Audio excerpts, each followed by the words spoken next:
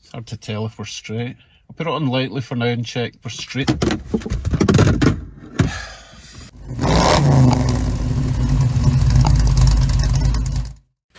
Hello YouTubes, today I'm going to install a dash cam hardwire kit for my Thinkware dash cam that I'm currently reviewing, but the process is much the same for any hardwire kit, so let's head to the truck. Now before I install this hardwire kit, I do want to stress that I am not an auto electrician. I'm making this up as I go along. If you have any doubts at all, get a professional to do the job, okay? You have been warned. Right, let's continue. First of all, what is a hardwire kit and why is it different from the cable that you would plug into your cigarette lighter? Well, the hardwire kit basically allows the dash cam to run even when you take the key out of the ignition. When you take the key out of the ignition, your cigarette lighter, generally speaking, doesn't have any power to it. So in order for the parking sensors and everything to work, when you're not near the vehicle and without the key in the ignition, you'll need the hardwire kit. This kit that comes with the dash cam kit is actually pre-fused. There's a couple of fuses there, which is really handy. It means I don't necessarily have to wire this to the fuse box because there's already fuses there. What I need to find is a power supply with the ignition on and a permanent power supply, which is what I'm going to look for down in that section.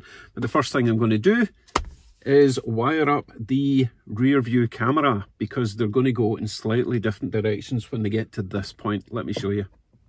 First thing I'm going to do is remove the 12 volt power supply that goes to the cigarette lighter and put in the hardwire power supply, if I can remember where it goes.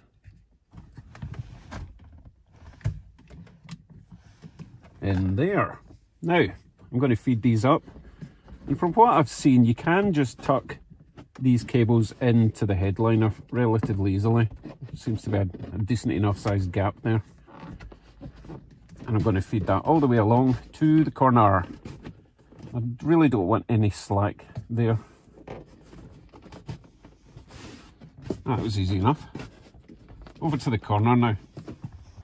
This section here is where it gets a little bit more complicated and potentially dangerous. Behind this A-pillar here, in most modern cars, there will be potentially an airbag. So if this is your rear view camera wire, I've seen a lot of people just tucking it into this gap here and then feeding it up around here in the seal. If you've got an airbag going through this section here, then this wire is potentially restricting what that airbag does, or it could rip the wire out. There could be power issues. It could cause more problems than it's worth. So what I'm going to do is take this panel off, see what's behind, and if I have to, I can either tuck this under the airbag or I can run it down there, round the airbag and back up again. So let me get this off and we'll see what lies beneath. We have these two tabs here that need to be removed. I'm going to use a plastic trim tool, and presumably behind that it's going to be like a 10mm bolt holding that and that. Just keeps that whole structure in. So let me remove them with this, and hopefully, as I say, 10mm bolts, and we'll have the whole thing off.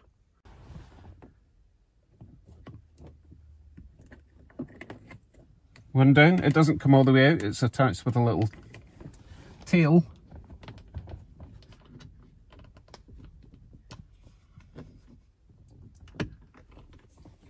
So that lower tab actually goes out the opposite way from this.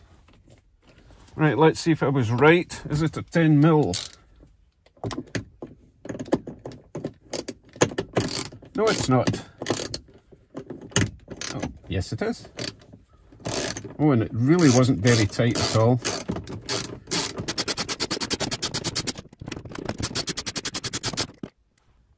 One. Put that somewhere safe.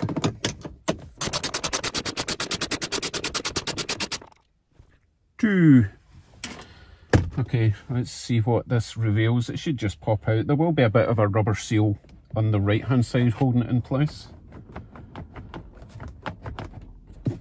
Possibly some clips somewhere. Yeah, there's a big clip there holding the centre. Apart from that, it just pops out. So this, I believe here, is actually airbagness. So as I say, if you were to run your rear view camera over that airbag, you could be creating problems. Not seeing a way to put it underneath, so I am actually going to feed it down to the bottom, round this loop here and back up this side. For the other one, I will just run for the power, I'll run it down this side where all the other wires are going and into the dash itself and down below, and then we can figure that out when we get to it. But for now, we'll continue running the rear view camera wire. I now have my power and rear view camera wires tucked up in the headliner, along that way, down that side. So the rear camera curves round here underneath this cable, and it's tucked up inside this. And I'm going to continue that method all the way along. Hopefully it will squeeze in this section here, and the same at the back all the way to the camera. So I now have the camera cable fed all the way along there, and it's quite neat and tidy all the way to the back. I get to this point and I've got a lot of excess wire.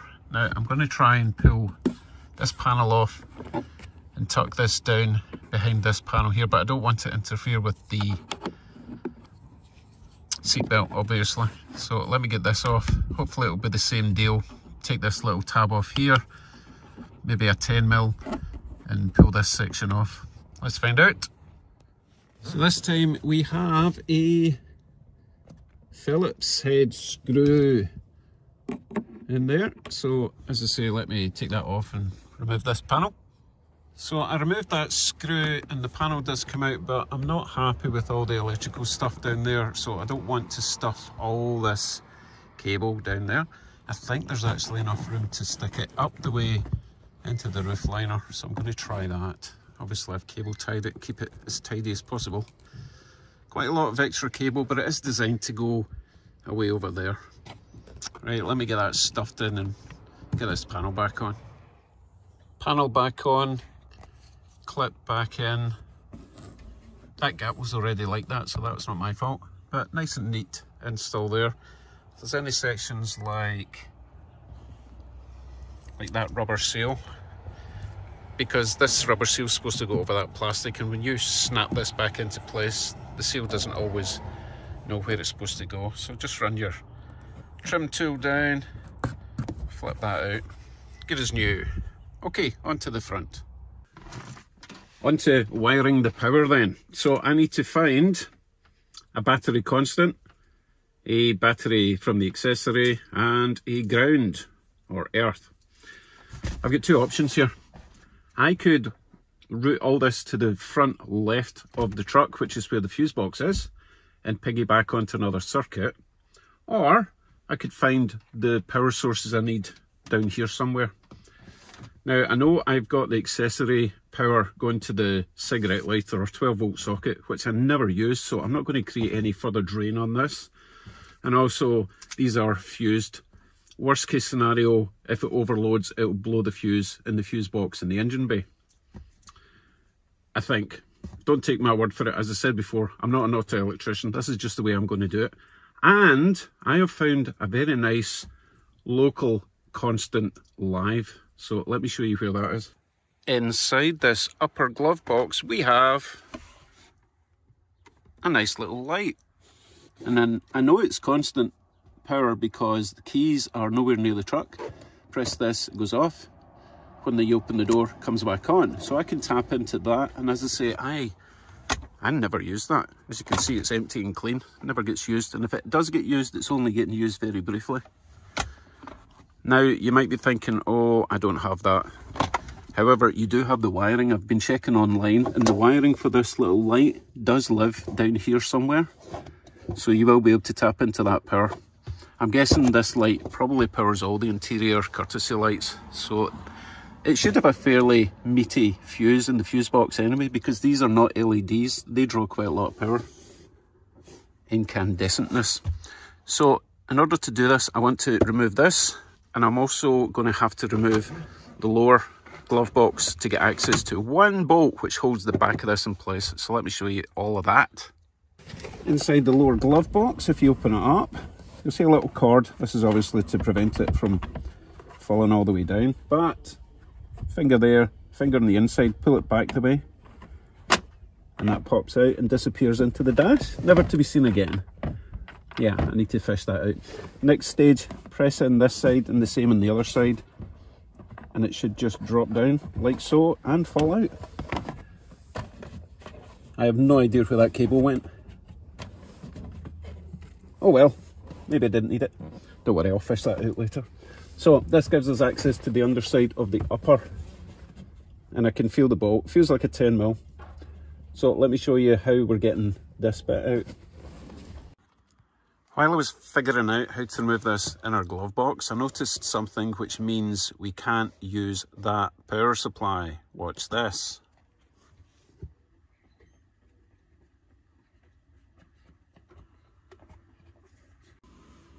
That courteously auto shuts off after 3 minutes. So I can't use that as a power supply. So I think I'm going to try feed the wire down here, hopefully all the way down. And then here somewhere, feed the wire along here. Behind that there's a channel I can tuck it behind, keep it out of the way. Through here I will be removing this and hopefully find both the power supplies I need in there.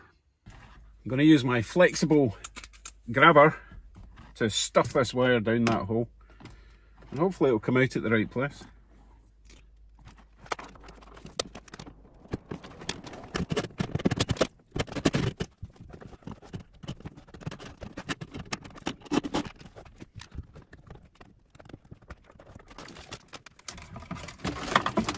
Success! Got it. So now I'm going to route it along there where I said, but I need to remove the centre console and find a 12-volt constant battery power supply. In order to get the centre out, we remove this rubbery mat, which is fine because it's a bit dirty and needs a clean. Inside that you'll see a couple of Phillips screws, and then also there's apparently a screw in here. Remove that, might as well give that a clean as well. And it looks like, oh, oops, shouldn't have done that. It looks like it's just one little bolt there. It looks to be maybe a 7 or 8mm bolt. So remove that, remove those two, and then apparently it just unclips and comes out. We'll see.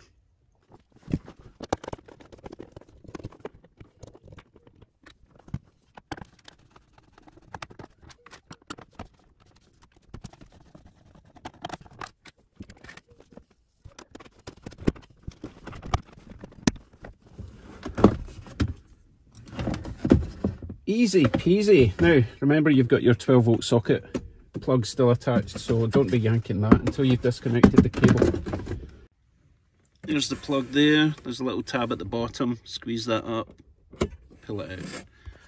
Now we can remove this out the way. Try not to damage your seats. Now we need to go fishing. There are some wires down there.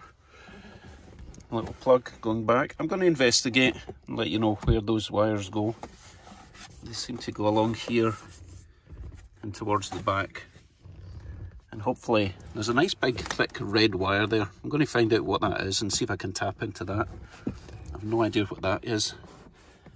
It kind of looks like an Ethernet cable, so it might actually be the satellite receiver cable for the Sirius stereo. Back in a sec.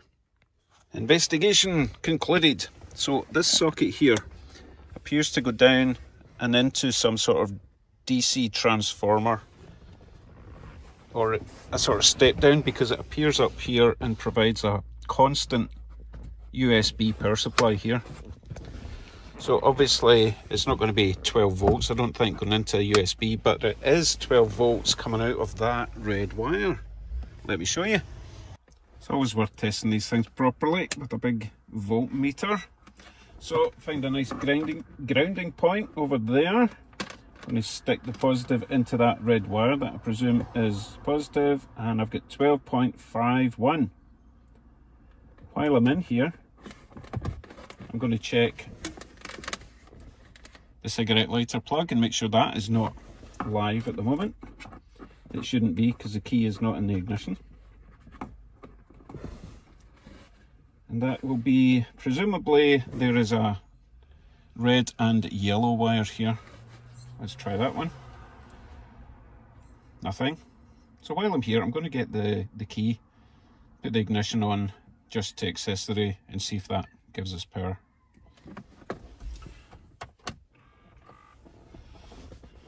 Accessory power is on. Let's check for power. 12.1. Actually getting slightly less power there. Let's just double check that constant power to make sure that that's not like switched off or something with the ignition being on. 12.1. Interesting. So the voltage drops when the ignition's on. Kind of weird, but hey, now we know we've got our accessory power here for the cigarette lighter, and we've got a constant 12 volt on that one. So I'm going to piggyback that. So let me go and get a couple of clips and show you how I'm going to do that. Everyone has their own favourite methods of splicing into wires. Personally, I like using these little guys. The way these work is you would put your wire in there. This would be your existing wire. You would close this over, and as you can see, that will kind of cut slightly into the wire. I'm not going to close it because then I'll wreck this. Once that's closed, you then get your new wire, which will be connected to the back of this, and it's covered. There's a little slot in the back of this. Fiddle about with that till it goes in, a little gap. This isn't going to plan. Let's try this one. You could just use a bare spade, but I don't want a bare spade in this situation. So that will pop in there, close it all the way up, and you've got a connection. Now, it's not the neatest, because obviously you're going to have a wire this way and a wire this way. But for me, I don't care, because it's going in an area that no one's going to see. So let me connect them to the circuits and obviously the ground wire, and we'll be almost done. My wires are now connected, and just to double check, this one says ACC for accessory. It's going to the cigarette lighter socket, and that one says battery, going to a constant 12 volt supply. And the other good thing about these, if you ever decide to remove this from your vehicle, you just unplug these, put a bit of tape over these, and we're back to normal. I also found a nice little ground point in there. That's actually a bolt coming through from the other side, so I've got a little 10mm tightening it that way. I just need to remember, if I ever want to remove that bracket, I need to remove that first. Okay, before I put it all together, I suppose we should plug it in and see what happens. Dash cam is now plugged in here, and I can already see a little recording light flashing.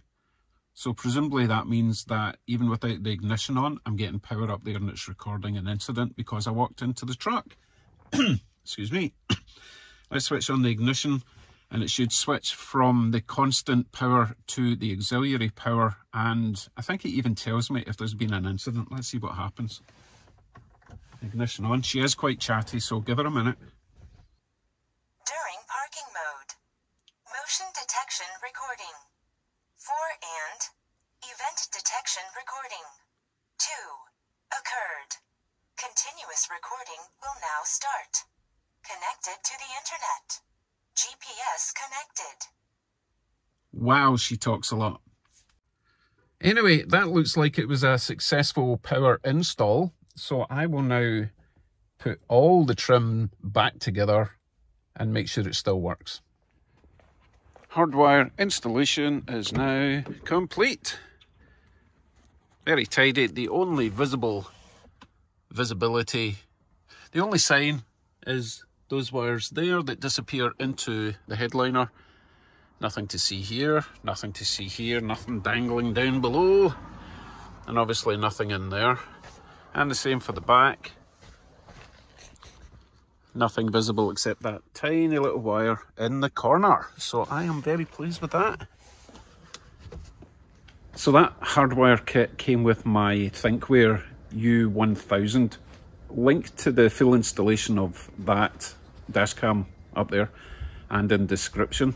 But most of these hardwire kits follow the same principle. You've got a positive constant, positive accessory and ground wire.